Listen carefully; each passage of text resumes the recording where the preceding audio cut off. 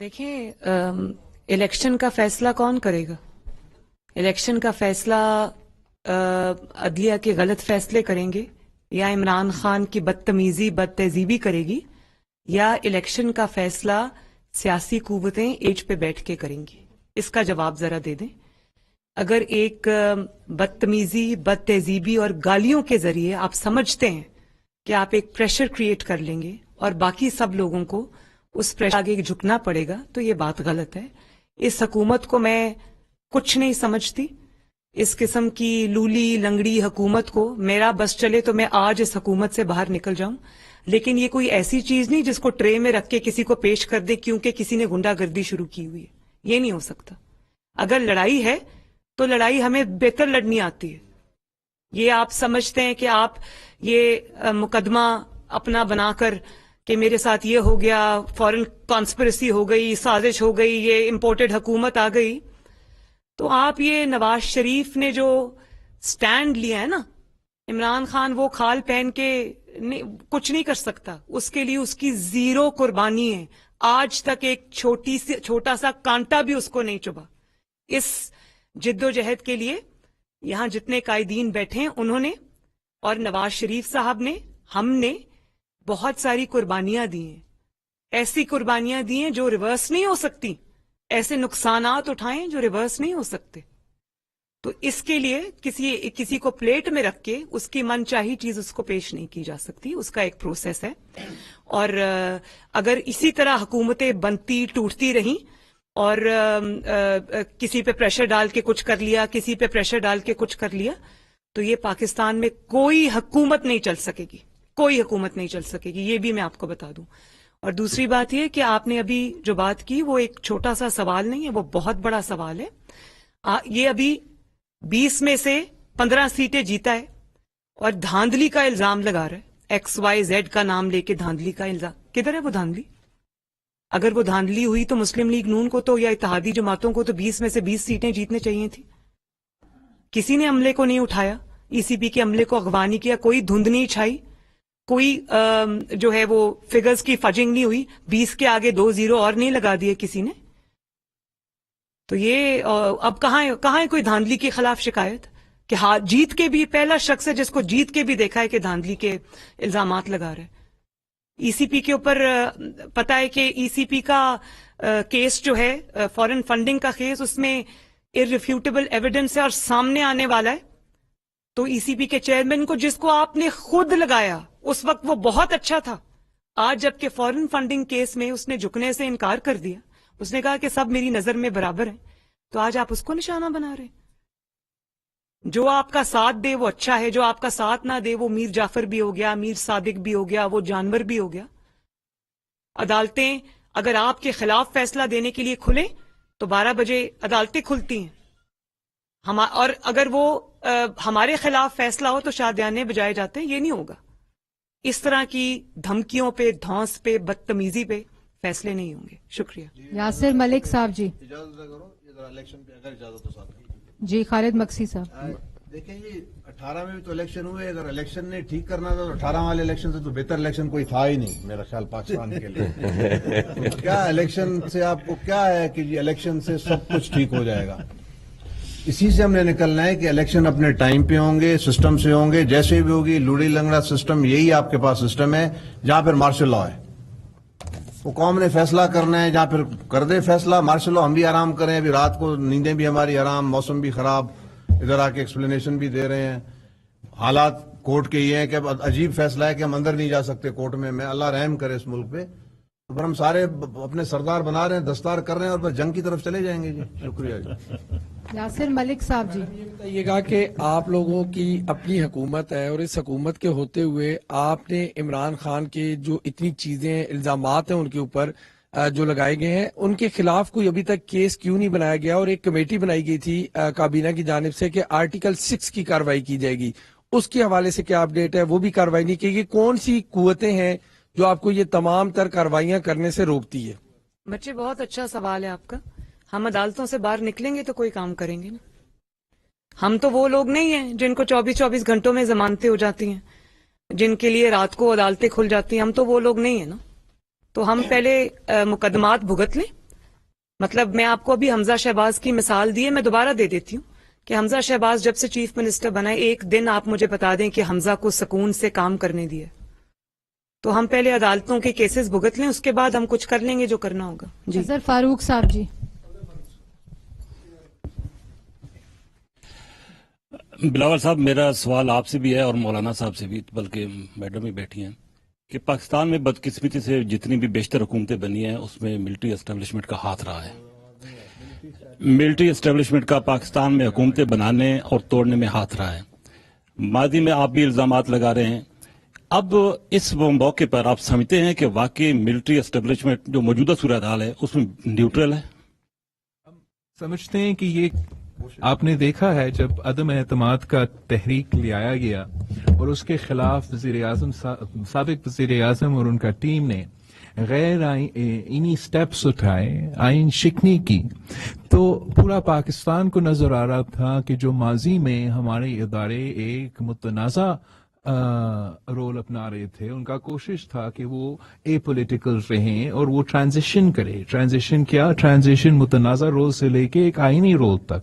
मगर पिछले 3 महीने से एक शख्स और एक जमात जिनकी पूरी की पूरी मुस्तकबिल इस बात से लिंक्ड है कि हमारे इदारे आईनी नहीं मुतनाज़ा रहे, हमारे इलेक्शंस नहीं वो सिलेक्शंस रहे। उनका पूरा कोशिश ये रहा है कि चाहे वो एस्टैब्लिशमेंट हो, हमारा जुडिशरी हो, हमारा इलेक्शन कमीशन हो, वो गैर मुतनाज़ा और ए पॉलिटिकल के होने के बजाय वो एक तरफ वो इमरान खान साहब का और पीटीआई का साइड लेते हुए मुतनाज़ा किरदार अदा करे। और यहाँ आपके सामने जो सारी जमातें हैं, ये हमारा आज का नहीं, ये हमारा मुसलसल एक स्ट्रगल है कि पाकिस्तान में असल जमहूरियत हो। और उसके लिए एक जो बेसिक प्रिंसिपल है वो ये है कि हमारे सारे इदारे अपने दायरे में रह के काम करें। और जो अब मैं आपके सामने बैठा हूं, मैंने ये फर्स्ट हैंड हमें नहीं पता है मगर हमें बताया जा रहा है कि the highest court in the land ने ये फैसला किया है कि जो पिटिशनर्स है वो अपने कोर्ट में नहीं आ सकते हैं। इससे एक अच्छा पैगाम नहीं जाता। जब एक हमारा अदालतें ये फैसला करते हैं कि आइन के मुताबिक चीफ मिनिस्टर का इलेक्शन इस तरीके से होगा, और जब वो नताइज खान साहब के खिलाफ निकलता है, तो फिर ऐसे लगता है कि वो एक बार फिर हमारे आइन में तब्दीलियां ले आना चाह रहे हैं। तो इससे ये पैगाम जाते हैं कि आइनी गैर मुतनाज़ा ए पॉलिटिकल रोल के बजाय एक बार फिर उनको घसीटा जा रहा है कि वो एक मुतनाज़ा गैर जमहूरी और गैर आइनी फैसले ले, कदम उठाए।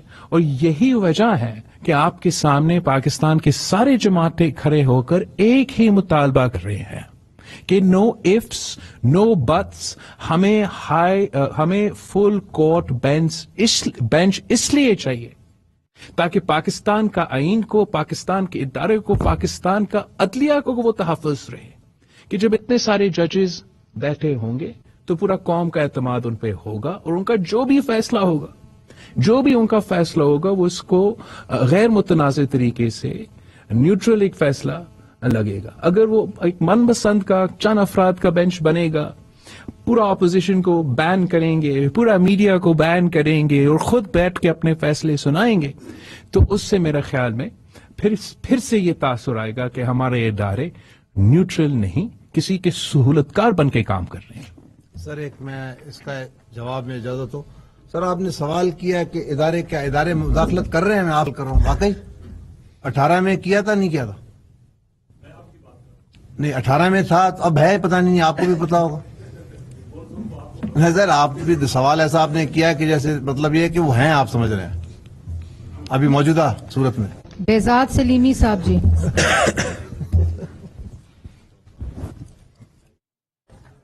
बेजाद सलीमी न्यूज़ 1 से। मेरा सवाल यह है कि मरियम साहब, आपने जो बात की कि नवाज शरीफ आएंगे, मैं उन्हें जेल नहीं जाने दूंगी। मौलाना ने कहा कि अदारों मजबूर ना करें कि अवाम बगावत पर उतर आए। आप सब लोग हुकूमत में हैं, और अगर हुकूमत की जमातें और खुद हुकूमत बगावत की बात करे अदारों के खिलाफ, तो इसको कैसे देखा जाए? वो क्या बेबसी है کہ آپ جو ہے وہ کوئی فیصلے لینے کی بجائے کیا آپ سڑکوں پر آئیں گے, ایوان چھوڑ کر آئیں گے, یا ایوانوں میں بھی رہیں گے اور احتجاج بھی ہوگا؟ کیا اگلا لاہ عمل کیا ہوگا مولانا؟ کیا پھر کوئی لانگ مارچ ہوگا؟ دیکھیے میری گفتگو کی تشریح ذرا میں خود کر لوں تو بہتر ہوگا. یہ تشریح بھی آج کل عجیب چیز بن گئی ہے کہ میں ملک کے مجموعی حالات پہ بات کر رہا ہوں, میں اصول کے دائرے کے اندر بات کر رہا ہوں. ہمارے ملک کا ایک آئین ہے اور وہ آئین ہمارے درمیان قدر مشترک ہے اور اسی کو ایک میثاق ملی کی حیثیت حاصل ہے. ہم اسی حوالے سے ریاست پاکستان کہ نہ آئین کا احترام, نہ پارلیمان کا احترام, نہ ان کے فیصلوں کا احترام, اور جو 2018 میں ہوا اسی طریقے سے ہمارے اداروں کا کردار ہوگا تو برداشت کی قوت عوام کی ایک دن ختم ہو سکتی ہے. ہمیں وہاں تک نہیں جانا چاہیے. یہ حکومت اور اپوزیشن کی بات نہیں کر رہا, میں بات کر رہا ہوں مجموعی طور پر اپنے ملک کے جو قوت برداشت ہے, عام آدمی کی جو قوت برداشت ہے, اس کا روز روز امتحان نہ لیا جائے. حکومت اگر آج ہم ان سے نہ لیتے تو وہ جس طرح اپنی بات کہہ چکا ہے کہ پاکستان کو 3 حصوں میں تقسیم کیا جا سکتا تھا, یہ 3 حصوں کی تقسیم اس پر وہی آ گئی. اس نے نہ 2 حصے کہا ہے, نہ 4 حصے کہا, نہ 5 حصے کہا. پہلے حکومت میں آیا تو کشمیر کو 3 حصوں میں تقسیم کرنے کی بات کی.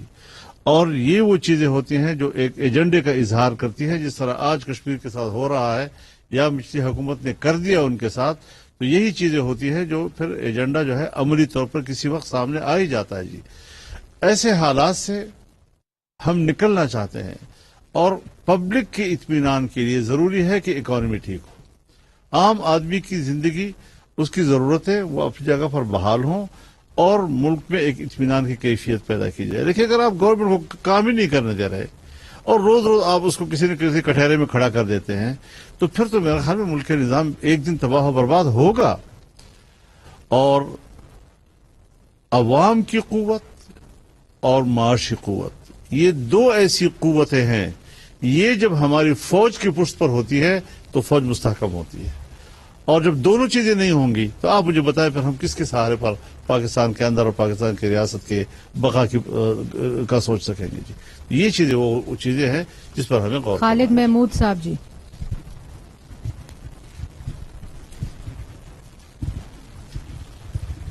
میرا تمام قائدین سے یہ سوال ہے کہ آج کل کوئی فلوٹ کی جا رہی ہیں خبریں, کچھ ایسے آئیڈیاز فلوٹ کیے جا رہے ہیں کہ کوئی نرم مداخلت ہو رہی ہے, کوئی سخت مداخلت ہو رہی ہے. کیا اسٹیبلشمنٹ کی جانب سے میڈیشن کے لیے آپ میں سے کسی کے ساتھ کسی کا رابطہ ہوا ہے؟ اور دوسرا, عمران خان صاحب یہ کہتے ہیں کہ پاکستان سری لنکا بننے جا رہا ہے, دوسری طرف آپ جو ہیں وہ تصادم کی طرف جا رہے ہیں. کیا ایسا نہیں ہے کہ یہ تھرڈ پارٹی کو موقع دیا جا رہا ہے کہ وہ پاکستان میں رول کرے اور عام انتخابات کا راستہ جو ہے وہ ہموار کیا جائے؟ دیکھیے سری لنکا بنانے کی تو وہ قریب پہنچ چکا تھا. ان سیاستدانوں کے اتحاد نے اس کو وہاں پر بریک کیا, وہیں روک دیا اس کو. جی اب جب ہم اس کو واپس ترقی کی طرف لانا چاہتے ہیں تو ہمیں ان کی اس دلدل سے نکالنے میں دشواریاں ہو رہی ہیں. اس دشواریوں کو دور کرنے کے لیے ہمیں ایک قومی یکجہتی کا مظاہرہ کرنا ہوگا. یہی سوچ جہاں ہماری ہوگی, یہی سوچ عدلیہ کی بھی ہونی چاہیے, یہی بیوروکریسی کی بھی ہونی چاہیے, یہی اسٹیبلشمنٹ کی بھی ہونی چاہیے. اس وحدت کے ساتھ ہم ملک کو سری لنکا سے ہونے سے بچا سکتے ہیں, ورنہ اس کے بغیر نہیں. باقی رہی سافٹ مداخلت اور ہارڈ مداخلت, میرے خیال میں مداخلت کسی بھی شکل کی ہو وہ جمہوری اصول کے تحت تو جائز نہیں ہے. اور ہم بڑی حیران کن پریس کانفرنس تھی. سب سے پہلے تو حال ہی میں ایک بہت بڑا اسکینڈل ہوا جس میں آپ نے دیکھا کہ سگریٹ کمپنیوں کو اربوں روپے کے جو بینیفٹس ہیں وہ دیے گئے, اور وہ بینیفٹس جو ہیں وہ کسی اور نے نہیں, ہماری بہت اپنی candy crush champion Maryam Aurangzeb کے خامد گرامی کے کہنے کے اوپر اس حکومت نے دیے. انہوں نے یہ پریس کانفرنس ارینج کی اور ایک کنوکٹڈ جو ہیں انہوں نے اس جو پورا